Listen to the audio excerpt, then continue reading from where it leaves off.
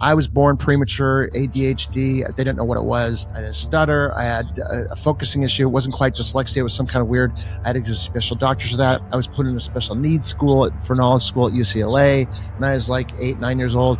I was like, why am I here? Why is this kid Down syndrome with, named Frisbee trying to wail at me? Right. The only success I had was making people laugh, self-deprecation. Okay. I was good at that. So I took pride in that. My family was a bunch of fast talkers and they talk so fast and, they're all comedians.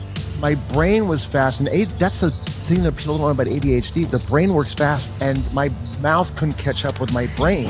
What advice for aspiring filmmakers or content creators? Get into personal development. People, they don't teach it in schools, and it's really ridiculous because if you want to be able to be a better, person or a storyteller, you're going to need to know why people do what they do and why you're doing what you do. Humanity and our weaknesses and strengths get amplified, when tragedy strikes. And so it's great for storytelling. And I'm excited to see a lot of those movies that are inspirational, and there are, some subtext in those and lessons to learn. Yeah.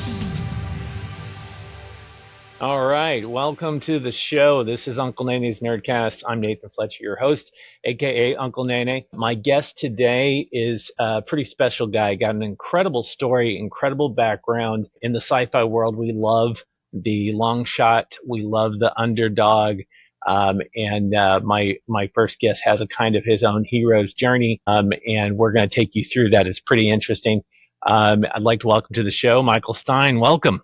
Thank you. Yes, I never looked at my life like that, the hero's journey, like the Save the Cat, John Truby's 22-step story structure, kind of writing for screenplays. But everybody's got their own thumbprint, so I guess, yeah. Yeah, it's very interesting. Before this, I did some research on you and tried to understand more as much as I could. So hopefully, I got it right. Mostly, we'll see. But before we get into your story, I always like to start with Star Wars or Star Trek. Do you have a preference? Man, so I love this. You in the pregame, he texted me or emailed me and said, we're going to talk about this. I was like, ooh, my story with Star Trek, behind you could see a picture right here. That is a picture from Soylent Green. I was 6 years old. That was the first movie my mom ever took me to a movie theater. Everybody, like my wife's, her first movie was E.T. It's very, very, very wholesome and very, very nurturing. Mine was, I was like, why'd you send me to that movie? Why'd you take me to go see that movie? She goes, I don't know. I thought it was a movie about ecology. So it's where people are eating people. It's not. Yeah. Those 70s movies, they kind of had this kind of a dark, very dark, evil empire kind of, very interesting. Yeah. So I've always been into personally, into sci-fi, like King Kong was like a personal favorite of mine. Also because of Soylent Green, I don't know. I've been had this fascination with the day after, a nuclear war, end of the world. Right. Movies, yes. Yes. I love watching the world fall apart in a movie. It's great. Yeah. War of the World. I mean, all that kind of stuff is I don't know why. It's there's a picture of the Baker shot detonation in the South Pacific, which is a famous detonation. We won't get too far on that. Okay. Star Wars versus Star Trek. So my first journey into Star Wars was in a drive-in movie theater in the Van Nuys Drive-In movie theater, which is also a picture behind me. And we went to go see Star Wars. It was 1977, I believe it was. Right? That's when it came out. 77, yes, I believe so. And I don't want to see that. The De Laurentiis King Kong movie in 75 came up before that. And I was like, I just want to see the big gorilla. I want to see that again because I could understand that. I couldn't understand the space. So I didn't like Star Wars in the beginning. I couldn't concentrate. I had the ADHD. I couldn't calm down. Yeah. There's a lot of moving parts to, if you really think about it, in Star Wars for a young kid. Yeah. So, but then Star Trek, I never watched a TV show, but then these movies, the Star Trek movies came out. And they were pretty good, I mean, William Shatner and Spock, those guys are actually really good actors. And by the time they came out with the movies, they were really good and they were written really well. Kobayashi Maru, you are always my be my best friend. And you know, and it was just amazing. And then even when the one with the whales was like, it's like the Star Trek movies. Yes. And then my wife, who is a huge Star Trek or Star Wars fan, she came around and we had kids and we started watching. You know, this is the third wave of Star Wars movies that's come out. And because there was the first wave and then the one in the 90s, everybody kind of gave a shit about, you know, with Jar Jar Binks and all that bullshit. And then they had the new, I think the third wave, I think I really did it justice. I said, I'm going to go back into watching all the Star Wars and give it a shot. And I will tell you, also getting heavily involved in personal development, you know, Empire Strikes Back is like the first step towards personal development. Tony Robbins plays a lot of scenes from Empire Strikes Back in a seminar. Interesting. I didn't know that. I didn't know that about Empire, but it's my favorite from the first trilogy as well. Yeah. Yoda, you know, is like, that is why you fail. And there's like so many lessons to be learned. You want to learn about life, watch Empire Strikes Back. Well, you got to watch all the Star Wars and look at the subtext. And it's also written really well. So I started to go back in there and I fell in love. So Star Trek was really my first love out of the two. The movie. Interesting. Yeah. Same thing for me. The movies is where I never saw the original series with William Shatner, right? It was the movies got me. And then, of course, I fell in love with Spock. Spock was my favorite character, you know, and then I started watching the TNG series, Next Generation, and I fell in love with that. But I like both. I like Star Wars and Star Trek. I think I feel like the Star Trek universe is what we wish it could be, and the Star Wars universe is what it really is. You know what I mean? Like Star Trek's very utopian. There's no money, you know, we're just working together as the Federation. It's wonderful. And Star Wars is there's an evil empire and there's the rebellion, and you know, so I kind of that's my take on it. You got Khan, you know, Khan. Yes. He's the evil. He's the, you know. And if you get into Shatner and like his whole like vibe in the late 60s, early 70s, he had this whole cool, like he got into poetry and that whole vibe. Have you seen those videos? Oh, yeah. And it's so cool, you know, and he's that guy, you know. He's spoken word. Have you seen him interview Mike Tyson? You know, your Shatner. Incredible. I really, there's a show or a documentary called, I think it's called The Chair, and he interviews all the different people who have been a captain in the Star Trek universe. So, and I didn't realize he was such a good interviewer. He's really incredible. Yeah, amazing. All right, so we dived in on there. We can nerd out on that for a while. We could do that for a while. We really scare everybody, I guess.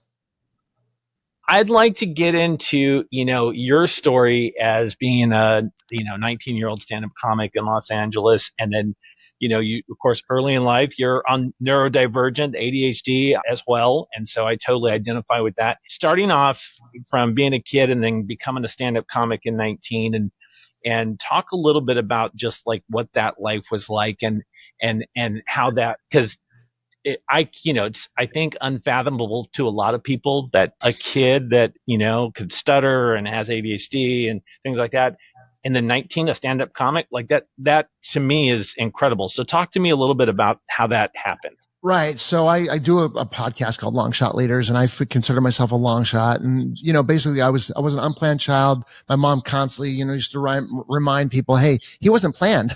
I ran up and down the stairs. I drank, I smoked, but he survived. I'm like, Mom, they just want to know if you want rants or blue cheese.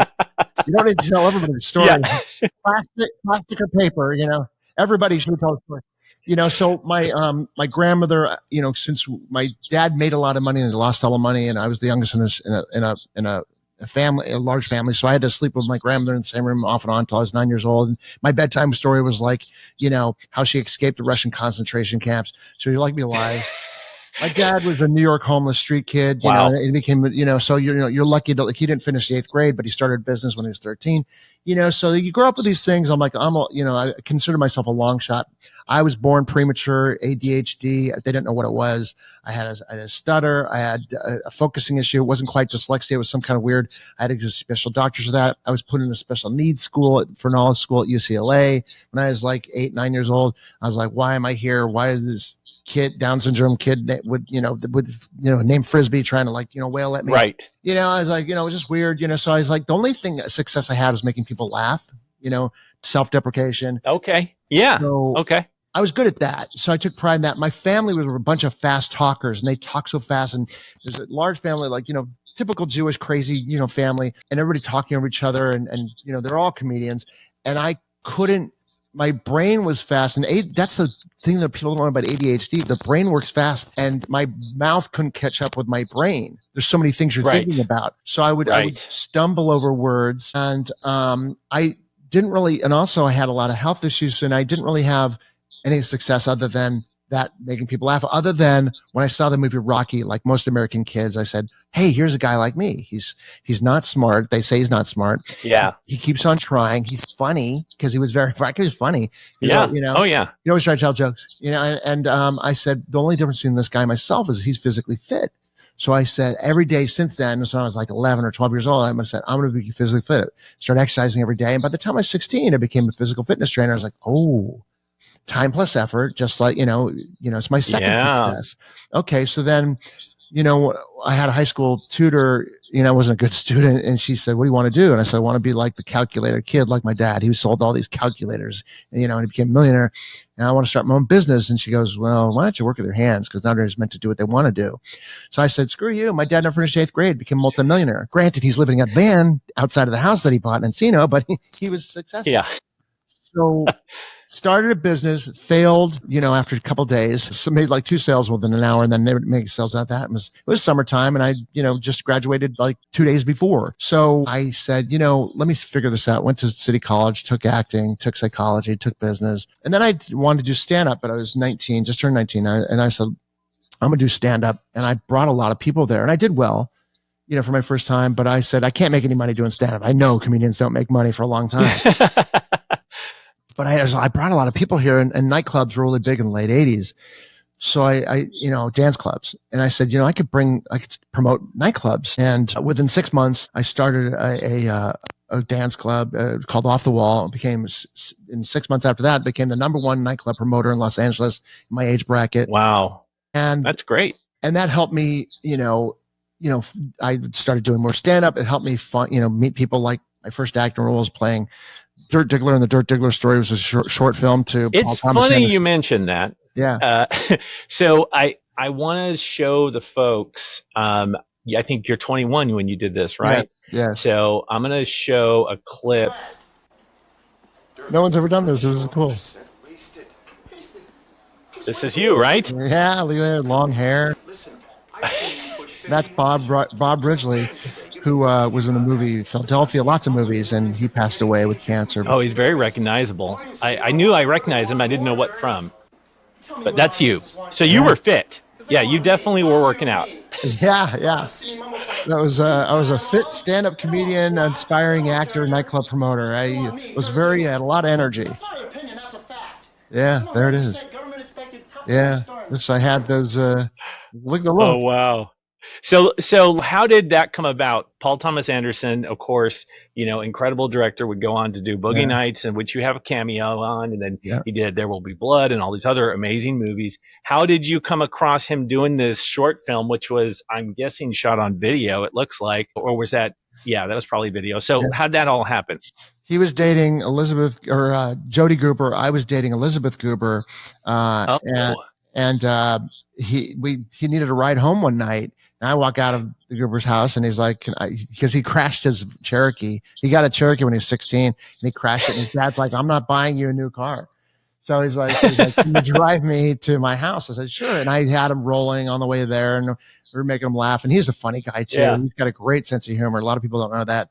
And we just clicked. And then like a couple days later, he's like, I got an idea. I want to do a short film about the rise and fall of a porno star, kind of like, a documentary style, like, Spinal Tap. And I said, I'm in, let's just do it. Let's do it. Yeah. Do it all. And yeah, of course. And we just became really good friends, and we shot that. And then years later, he of course, he was destined to become a filmmaker. It was, I think 9 years, right, before Boogie Nights actually got made. Years, it was a while. Yeah.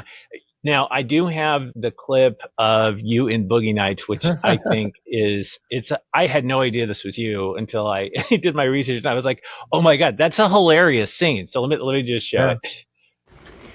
What's the price for the 420? I have this very unit in my home. Really? Yes, I do. You're still a little uncertain, aren't you? Yeah. Yeah. You know what you need? You need a test drive. So let me just pop in this 8-track, and you just give a listen and tell me what you think, okay? You hear the bass, right? Thank you for your time. I think that's normally you don't think of Paul Thomas Anderson as having a sense of humor, but I think it came across in that scene. That scene, it definitely does. If I was going to reveal That's a great. secret about Paul, he's got a great sense of humor. He's actually very funny. Oh, that's great. So after Boogie Nights and all of that, I think actually, way before Boogie Nights, you did. Oh no, it was a little after Boogie Nights was Rituals and Resolutions. I have a little bit of that to show. Wow. Let's take a look at that, then have you kind of talk about what we see. Sure. I need to borrow some money. How much do you owe? 17 grand. I owe 17 grand. It's past due and I'm flat broke. You were asking me for $17,000. I'll do anything. Got a couple of problems I have to figure out, that's all. Like what? What kind of problem? It's a little difficult to talk about it. Hey, Will, you know you can talk to us. I'm getting married in a month, and... Yeah, well, there's your problem right there.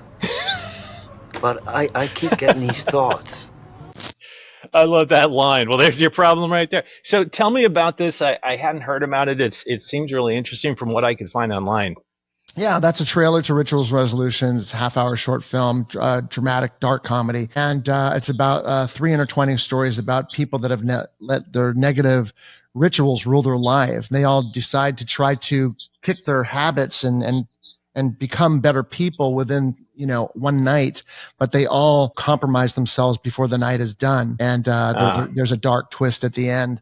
And that did well. That was my first live action short film. It got bought by HBO. It won Oberhausen and Palm Springs International and many other film festivals. And that was my calling card to become a filmmaker and an actor. That's great. That's great. And so, that was obviously well received. I think, most of my experience in production has been on the unscripted side, like reality TV, docu-follow. I've done a lot of that kind of stuff, sports comedy specials, things like that. Never really got to work in the scripted space. So you started off wanting to be a filmmaker, wanting to be a producer, writer, director. Started off wanting to be an actor because I saw Jackie Gleason and Smokey and the Bandit, and I said, whatever Jackie Gleason's doing is the sheriff in Smokey and the Bandit when I was a kid. I'm like, I want to do that. And then, and then I wanted to be a stand-up comedian. And then, of course, so as an actor, stand-up comedian, I just started doing filmmaking. I was inspired by Paul because he was so successful, and while he was doing it, I said, I saw him, through those years after the Dirt Diggler story. I was like, this can be done, and I, and also dating Elizabeth Goober and Peter Goober, understanding how movies worked, because I never knew the industry after started dating her and seeing this whole world of like Batman, Rain Man and all that. So I said, this is doable, it's just time plus effort again, like working out or anything else. Of course, much more difficult gear because it's the most competitive industry on the planet, but I wanted to be a filmmaker because I said that'll be a great way to become, just put myself in my own movies. So there is something in the media business that very well called development hell. It happens, right? We go down the road trying to develop a show and, it never can come together or, things happen like that. You eventually find a way to work through all that in an independent feature film with Love Hollywood Style. And I'd like you to just talk a little bit about that, how that came about and your journey in that. Right. Good job. So you really did your homework. You're good. So this is his first episode, guy. He is killing it. Okay. So the Love Hollywood Style, I got close to a movie deal with Rituals and Resolutions. I had a deal with Trimark Pictures and Lionsgate. Robin Shore was the VP, and she's like, we're going to make your movie Underground Games, which is a gambling movie, underground gambling. It was a true story. I was when I was a nightclub owner, I started doing underground gambling casinos in Los Angeles. So a screenplay about it. And I got close to making a movie with them, but no deal. She left the company and it just fell through. And I've had meetings with Joel Silver's office and and so many people. I can name it. It was a Right. Tour de France. Right. After a year and a half, I said, I can't do this. I'm too much of an entrepreneur. I'm too much of a hyper self-starting person, So I decided I'm going to start a business again, because I was a nightclub promoter, and then I just left it all. I was making good money as a nightclub promoter. I was like a mini celebrity, and then I was a production assistant because I wanted to learn production. That was my film. So I did that for 5 years. That was my film education. That's the way Paul did it. Paul dropped out at NYU because he'd be, So I said, screw it. I got to become an entrepreneur. And I said, I'm just going to sell. Remember that tool business I did for like 2 weeks when I graduated high school? It failed. But I said, I'm going to do something like that. But the internet is like, it was 1999. I started, looking for ideas. And I said, I'm just going to do tarps, because my dad's old business partner, my dad had a tool business in the late 60s. And before he started selling these calculators, it was a tool business. And my dad left that tool business, and then he came back to it in 75 after that calculator business kind of, fell under after he made all his money. And then that person, his old business partner, is a guy named Alan Smith, who started Harbor Freight. So okay, wow. I've seen this rich dad, poor dad thing. And I said, I want to do, so my dad would like sell all these, this catalog of stuff. And I was going through the catalog of Harbor Freight, and my dad was selling. And I said, I'm, you want to sell these tarps. Tarps are just a simple item that a lot of people use for many different things. And I was broken in debt. I didn't have any money. I just filed bankruptcy because I couldn't pay back for the money from Rituals and Resolutions. And I didn't, but I built a Yahoo store, and I was as a production assistant, I started working after an 18-hour day, setting up this website. It started to make money. I didn't have to become a production assistant before. And I was saying, this is my film business. This is going to get me the money to do a feature film. And I didn't do underground games, because I said, screw you guys. I'm going to do a movie that nobody would ever want to make. It's going to be a self-indulgent comedy that I would make when I was a kid, because I love Kentucky Fried Movie, and I love Woody Allen's Bananas and all that. And I loved American Beauty also at the time, that came out. Okay. So I wanted to make this dramatic, like over the top comedy. And that's what Love Hollywood Style was. Within 6 months, I made enough money to make a movie with, we casted Faye Dunaway, Andy Dick, Coolio, Stephen Chbosky, Robert Picardo, who was in Star Trek. Yes. Star Trek Voyager. Yes. Yeah. And on all these other great actors. And I was able to write, direct, produce, and act, and this film about four intertwining stories about love and dysfunctional love in Hollywood, which is an oxymoronic. And it did well. It didn't make all its money back, but it did well, and it got bought by some places. But since then, I've taken care of the business that I've had, and that's what I am. I'm now an entrepreneur. Right. Yeah. Let's take a look. I want to show my rule typically is, if you can watch 30 seconds of something and it makes you want to see more, it's pretty good. And when I saw this, I was like, oh, I'd love to see the whole thing. This seems interesting. So let me show you. Now, Walter will escort you back. Wait a second. What was that last part? What do you mean I won't be able to remember anything? Well, we can't have you back on Earth knowing what you know now. Well, but a lot of people are going to know. Carol Ann knows. Now, as far as Earth is concerned, thanks to you, it will be as if this whole thing never happened. Will Carol Ann remember me?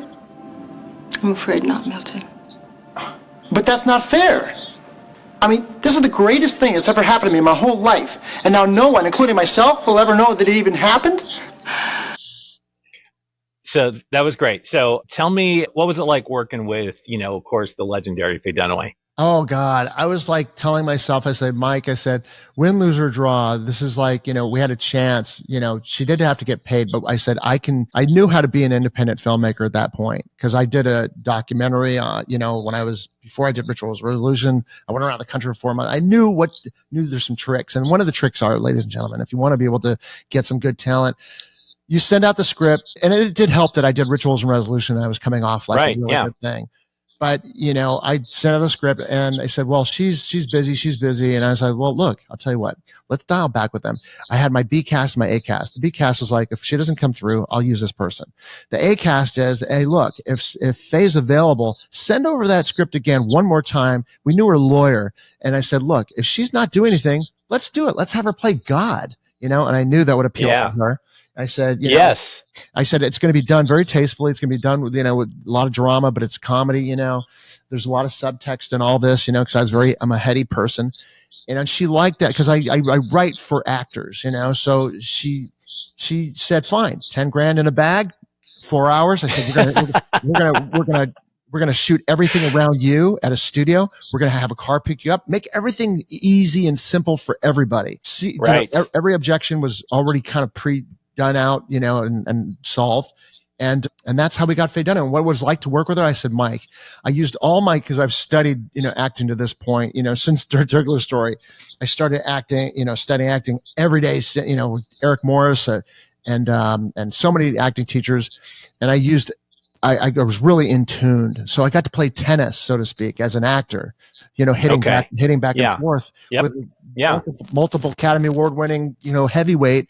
And it was amazing. It's like butter, it's like a hot knife going through butter, because you're playing back and forth with each other, and then you're in the zone, and she's so good and so charismatic. It was wonderful. And we're on this set that's a white site. And you weren't intimidated at all by her, or were you, just, it was fine? No, oddly enough, because at that point, through nightclubs, acting, and Paul was doing so well as a filmmaker, and being around Peter Guber and John Peters and all these people, they're just people. And I used to have that notion, early on, but I've been through the arena. I said, I said, I deserve, this, I've done this. And also I knew not to go in there like that. You have to count your bookings. And Eric Morris says, do a Superman exercise. Eric Morris, great acting teacher. He's in that film as well, plays a psychologist, which is perfect. And so you built yourself up to a crescendo of confidence to where you can rise to the occasion, because I knew that was my responsibility, because I didn't want her to feel, like she was wasting her time. And I really wanted her respect. She actually started calling me Liam, which is her son's name. And she's like, oh shit, yeah. But, that's the way I went into it. And I had these amazing angels behind me. They play angels, Robert Picardo, Ed Lauder, and Larry Drake, who were just amazing character actors. And I got to act with them before she came on, before the first half of that day. So I was like, and we were playing tennis great as well, because those guys are like so good. So we were, it's so funny you say that, because that is one of the clips that I picked, because, for the Star Trek people out there, they got to see the Doctor. But it's a great scene. So let's. I mean, why don't you zap down one of those Green Beret recon type angels or something? It doesn't work that way. Look, you got the wrong person, okay? I'm not a violent guy. Last time I got in a fight was in the first grade, and I lost. To Linda Pushkin. Somebody made a mistake. It's okay. It's not your fault. Somebody just messed up with the paperwork, that's all. This is not a mistake. Didn't you say you wished you could do more with your life? Well, I said I wanted to do more with my life, not go 12 rounds with the Antichrist. All of civilization depends on you. Now you must take action. Those are all great actors that you're surrounded by. Those guys, I've always there's these, people that you've seen in so many movies and TV shows, and you're like, I'm not sure what their name is, but every time they're in something, it instantly becomes better, and those guys definitely qualify for that. I wanted to, talk a little bit about you had a role in organizing the promotional event for Batman. Of course, I was born in '78, so when Batman came out, I was like 10 or 11, and it changed my life. I'd already been reading the comic books because I was a comic book nerd. And so then when Batman came out, it was incredible. I, fell in love with it. And I think it's pretty cool. You had some role in that, but tell me a little bit more about that. Okay. I'll give you a really fun story real quick. It was such a great moment for me. I was 21.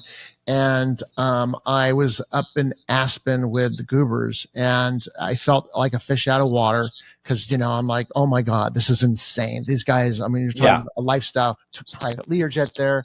We actually we had to stop and rifle and take Wagoneer limousines, and then Danny Sullivan put us on snowmobile rides waiting for us at Peter Goober's ranch. I'm playing pool with Vanna White, Barry Levinson, who just won the Academy. Wow. He's like, they just want for Rain Man. I was like, this is insane, and I felt like, even though I grew up in Encino, I was in a poor family that grew up in Encino. But then the goobers, and I didn't feel self-worth. So then I see my friend, an acquaintance of mine, Chris Peters. He's wearing a black leather jacket. I'm wearing a black aviator jacket. I'm like, I kind of feel like this guy's kind of like me. And he goes, what have you been up to? Because we're meeting at this Mezzaluna restaurant with the two families, Goobers and Peters. He goes, I said, I've been promoting nightclubs. I said, what have you been doing? He goes, I kind of want to get into promoting nightclubs. And I was like, ooh, ding, ding, ding. I find my self-worth. We sit down, we start having a conversation, and we get on the subject of the Batman party. I said, why don't we do a Batman party? We'll rent out the Park Plaza Hotel, which was the holy grail of locations in like Lesson Zero, which was a location that Robert Downey Jr. is trying to get. This is the holy grail of venues in LA, 4,000 people venue. And I said, we'll get that hotel. We'll get shirts and all your promotionals. We'll promote it for 6 months. It'll be the biggest movie nightclub event ever. And John's, I'm hustler. All right. I'm a hustler. And John. Right. Yeah. Peter Goober's, he's a lawyer. He's taken the bar, before he was, president at 27 for Columbia. He was a lawyer. He was a law degree. Okay. John Peters he's a street guy, and he takes pride in that. Okay. So he hears me talking this, and I got like 17 people at the table, and he's like, I like this kid. He's like, what do you need? Yeah.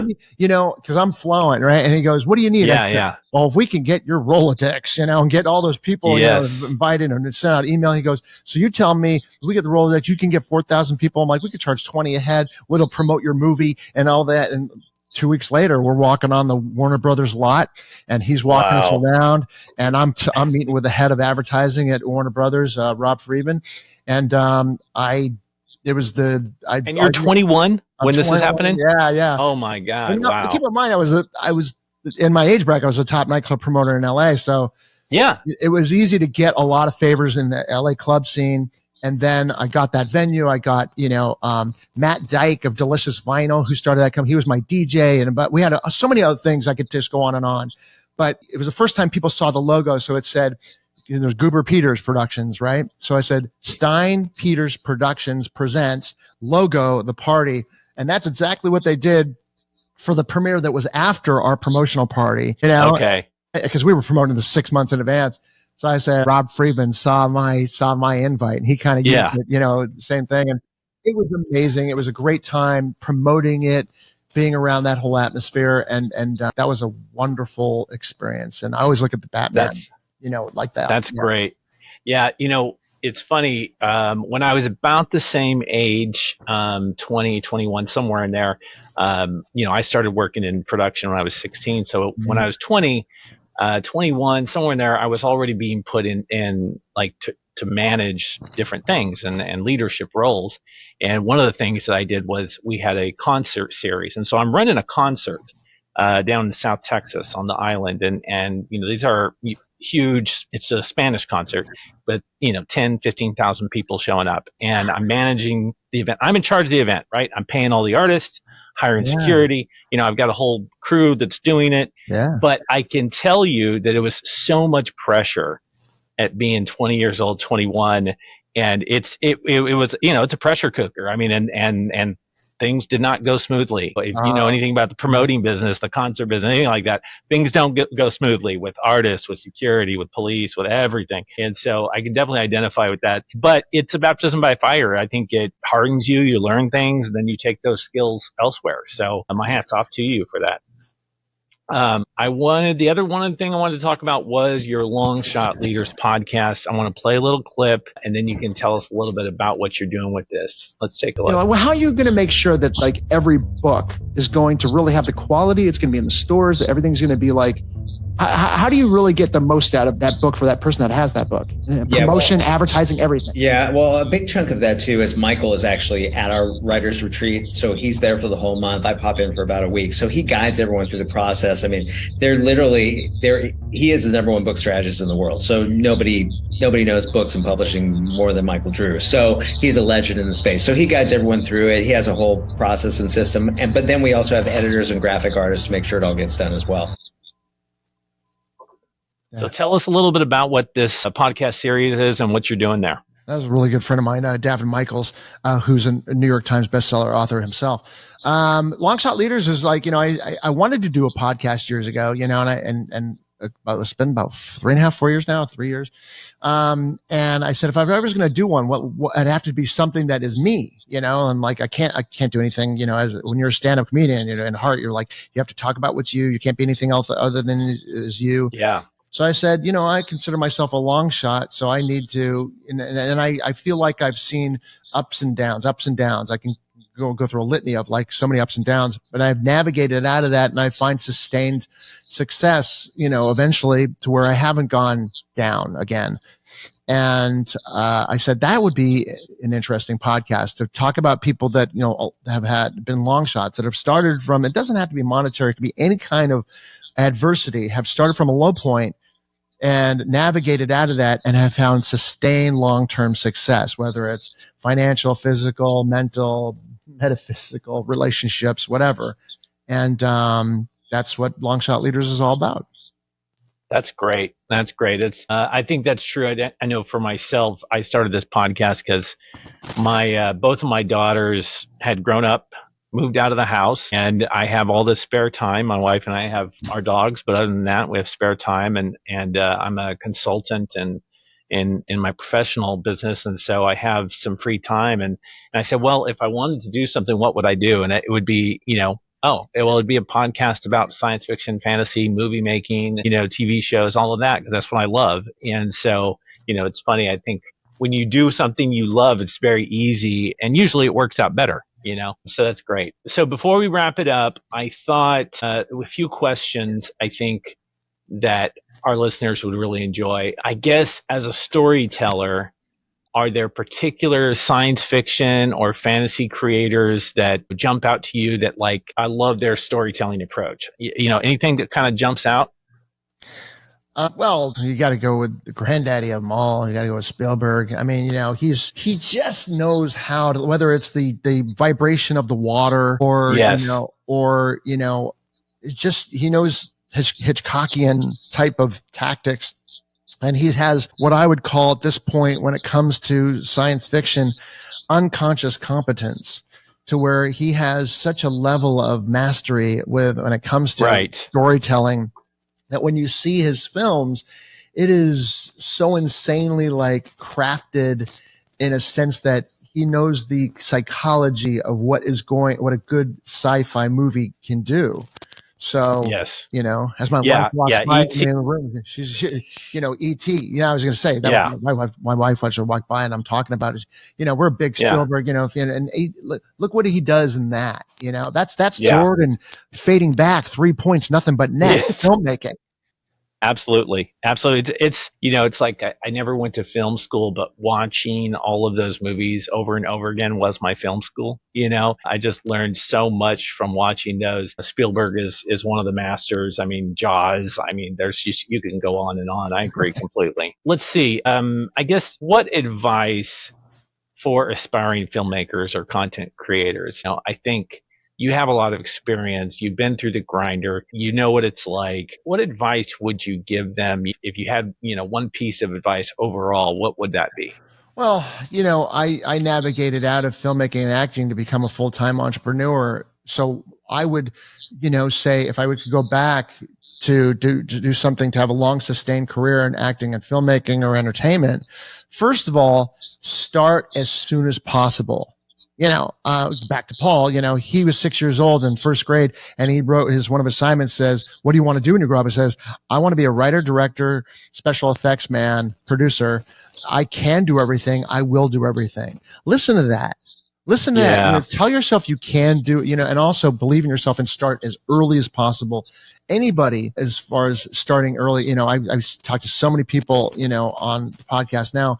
And when they have that early data set of knowledge, it's irreplaceable. So you're never too young. Start immediately doing something, whether you're in nursery school, whatever. Say, well, I want to do that. Let me have fun understanding that and getting into that, or whatever grade you're at. And you're never too late. It depends on what you want to do. So that's the first step. The second step is get scope of what, who you are and as a person, and always believe in yourself. That would be the second step. Third step is I tell this to everybody, whether it's out, film industry or outside of that, whether it's, just in life, get into personal development. People, they don't teach it in schools, and it's really ridiculous, because if you want to be able to be a better, person or a storyteller, you're going to need to know why people do what they do and why you're doing what you do. That took me a while, because I was a crazy person that was just, if I knew that earlier. And that's why when I was 20, I got heavily involved in personal development, because there were so many question marks in my head and craziness. So that would be the first steps I would say to you. Don't take those lightly, take those seriously, and quadruple down on taking action on those things. Yeah, no, that's great. Well said. Let's see. I think, one more question I think that would be good is if you could direct or produce or write one science fiction or fantasy project in any universe that you know of, right? Lord of the Rings, Star Wars, Star Trek, Harry Potter. Is there any universe that you're like, boy, I would love to do a project in that universe? I guess I can answer that in a weird way. First of all, I don't know, the nuclear war film, is that science fiction? Yeah, absolutely. Absolutely. I consider it's apocalyptic, post-apocalyptic, but still it can be a part of sci-fi. It's weird coming from a comedian, but I have always had, maybe because of Soylent Green, and I'm an 80s kid, and The Day After was such a big, thing for me, which people that don't know, that was a mini series that came out in 1983. That was about nuclear war. Hugely impactful. I mean, everyone that saw it, it almost wouldn't air in today's world because of the ending. Too traumatic to a lot of people. Right. And I think I have this terrible dystopian or whatever, outlook on, I'm a very romantic, optimistic person. At the same time, I'm very pessimistic, the yin and the yang. So I will say, this world is such a beautiful place. And maybe that's why I will think, not obsessed, but like I used to. And if I was going to make a movie, it'd be about showing the possibility of the darkness of a man's inhumanity to man, which will be, once, technology catches up with, man's, darkness, I think we're in for, some trouble. Now, I don't know when that's going to be, but I do know that, history repeats itself, and not to be so dark, but I think part of me would make that movie, like something that's never been made before, where the beginning, middle, and end of long before and, after, be, documented and, really try to, have a nitty gritty, no holds bar, situation that is extremely realistic and possible. Yeah, there's a great series called Silo. It's on Apple TV, and it is very, I think, post-apocalyptic, very close to what could happen. Basically these people live underground in giant silos, right? And they don't know how the world ended outside, but supposedly the world outside is toxic, and they have to live underground to survive. And it's how does society change in that environment? And it's phenomenal. But I agree with you completely. Those are great storytelling, because, humanity and our weaknesses and strengths get amplified, when tragedy strikes. And so it's great for storytelling. So I understand that. I do want to be able to say that I'm so excited I still get excited about the Superman movie coming out, July 11th. Yes. And I'm not promoting that. I'm just saying I'm so excited about that. I think that there's a lot of good, inspirational, people really bag on these like Marvel movies and DC movies, but you know what? They're getting people to go to the movie theater. Absolutely. And there's all different types of art. I'm a huge Scorsese, Tarantino. I love Paul's movies, and I think those are great. But then sometimes you want a burger, you don't always want caviar.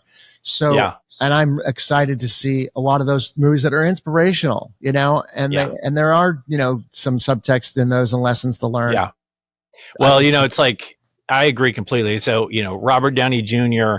being cast as Iron Man is one of the most brilliant decisions ever made. He is perfect for that. And, in the comic books, Tony Stark was an alcoholic and he has this path, it's like there's this parallel between him and Robert Downey Jr. in real life. And it was just, he's perfectly captured that. And so, yeah, I think that some of those movies are great filmmaking and some are not so great, but a lot of them are really good. The Avengers, the Russo brothers, what they did with Endgame, Infinity Stones, it was brilliant. I loved it. So, well, we'll wrap it up. Time is coming to an end here, but man, I had a great time. Thank you for coming on the show. And yes, this was my first recording ever podcast. So it was great to have you on. And, please let me know if there's anything you want to tell our audience about before we go. Nathan Fletcher, great job. This is really great. Now, just you want to check out me, you can go to michaelsteinmedia.com. You can see, we have 3 podcasts out right now: Long Shot Leaders, Bolator, which is my outdoor, products brand, and the DIY Not podcast, which is, DIY, projects and stuff, and Long Shot Leaders and all that. And you can go there and check that out. You can see my bio and all that. And yeah, that's it. And then again, I think this is you did a great job on this first episode. Congratulations. Thank you. Thank you very much. All right. Well, thanks. We will see you again, I'm sure. Thanks. All right. Bye. Thanks for joining us. Gear up for your next adventure and head over to bolator.com to check out the amazing Bolo Pack and their other innovative outdoor gear. Catch you next time.